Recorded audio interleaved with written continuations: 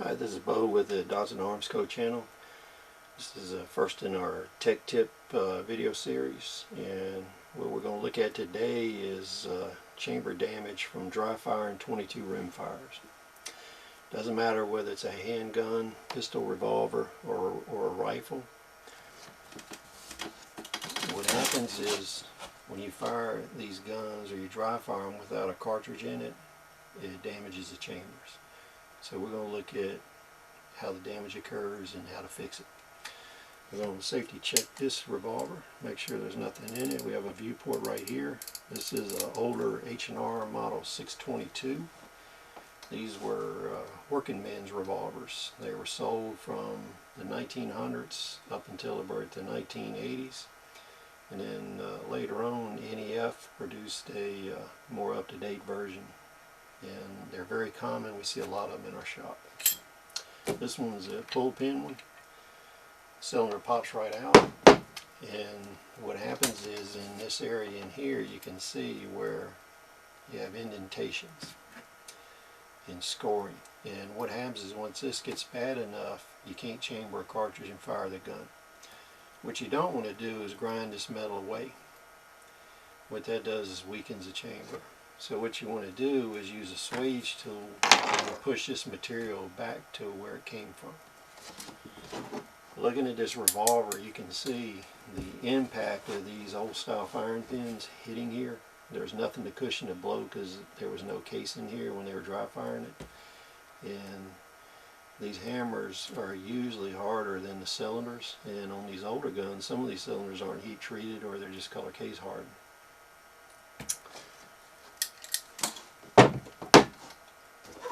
What we have here is a mink tool, and this is a chamber swage, and it's a very versatile tool. This is a swage area right here. This is threads to fit a cleaner rod.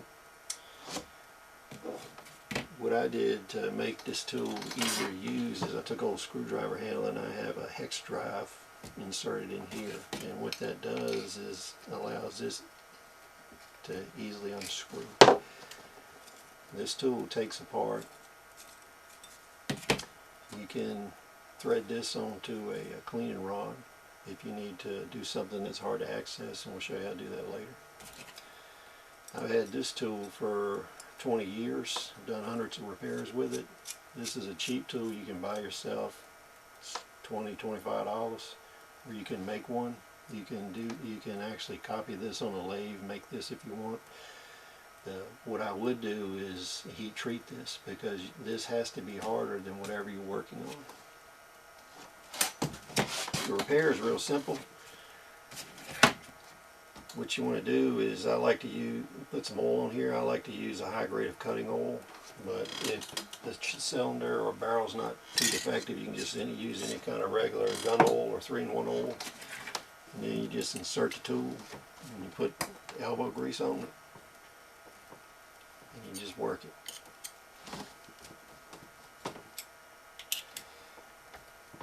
And what this does is pushes the metal back to where it's supposed to be.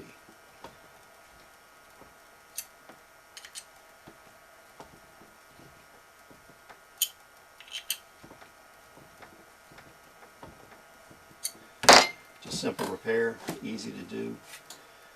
Gunsmiths don't charge much to do it. If you buy and sell a lot of 22s or you collect 22s, it's worth buying this tool. That way you can repair these yourself. I see a lot of these show up that are damaged in the used gun market, and like I said, I've repaired hundreds of these over the last 20 years. To kind of clean up, what you want to do after you swage your chambers, look at it to see if you got any material you need to smooth up. You may need to do a little steel wool work, or at the outset you may want to just take the Arkansas stone and clean it up a little bit so it's smooth. On this particular gun, the ejector plate, I left it in because sometimes you have rough spots or damages to this. You can see it comes out like this, and this tool will clean that up too.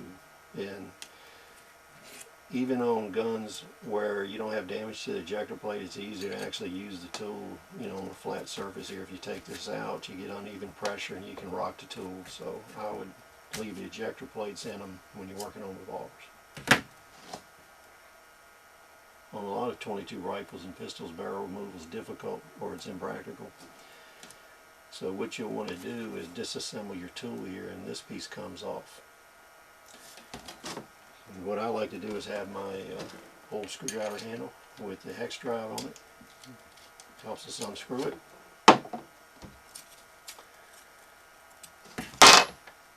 We have our tool here, and I have a cleaning rod. And the way we would do this is we would put the barrel over top of the rod, thread it in here, and then you would work the tool just like you would we did on the revolver cylinder. Then you would loosen this tool, and if it's tight enough, if you get it really tight, you know, from working it, you will need this to loosen it. We take that off and we just eject our barrel. A couple tips on the cleaning rod. I like on .22 rifles and pistols use a steel cleaning rod. Don't use the aluminum, and I like it to be one piece. On handguns, what you'll want to do is get a steel section, and depending on what length of barrels you do, a 12-inch section or 18-inch section would do the job for you, and it'd be handy. You can use it on the bench here and move around.